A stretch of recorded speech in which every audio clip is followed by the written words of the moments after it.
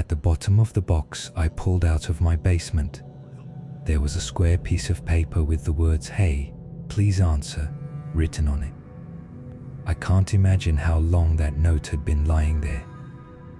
I put those boxes in the basement right when I moved into this house. I had forgotten about it until the next morning when I took the coffee maker out to drain the coffee grounds and found the soaked note saying, "Please answer, please help." I figured someone had put it there as part of a pointless prank because the note wasn't in the coffee maker when I had last filled it with coffee. That wasn't the last note I found. Another one was under the mousepad, another inside the computer case when I opened it to install new RAM, a third one in the roll of toilet paper, and a fourth in the DVD drive of my player.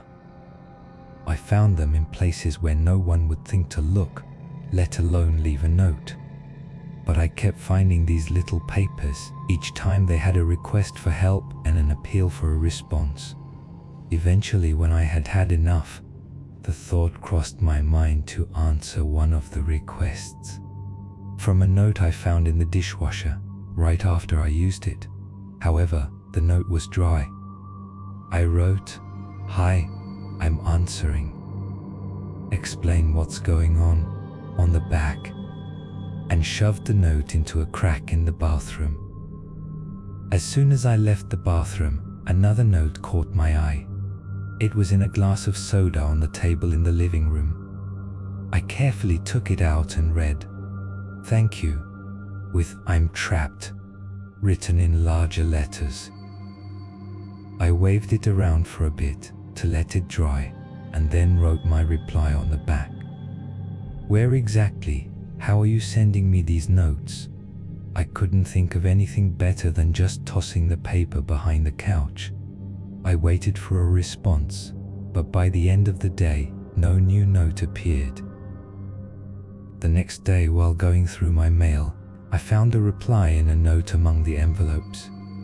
"In the second dimension, under you." I quickly wrote on the back, "Whoever you are, your prank is stupid, stop already," and threw it on the ground. The wind quickly carried it away. The next note was written in the same ugly capital letters, but this time there was more text, and the last sentence was written more tightly to fit everything onto a small scrap of paper.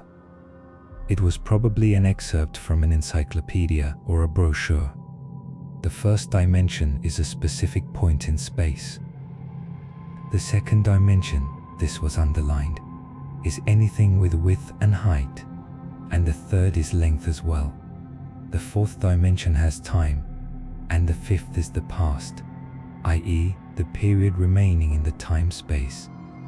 The rest of the text was too small to read. I rolled my eyes and wrote my response. "How can you read if you're in the third dimension? How do you even exist?" I slipped this note into the toaster. I got a reply the next morning before I took a shower. The letter is two-dimensional. Vision is two overlapping two-dimensional images. This still didn't explain how I was supposed to save this person, which I mentioned in my response before flushing it down the toilet. "Make me three-dimensional."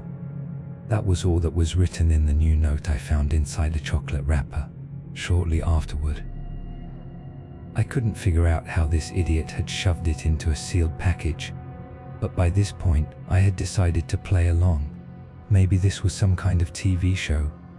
"How?" I wrote on the back.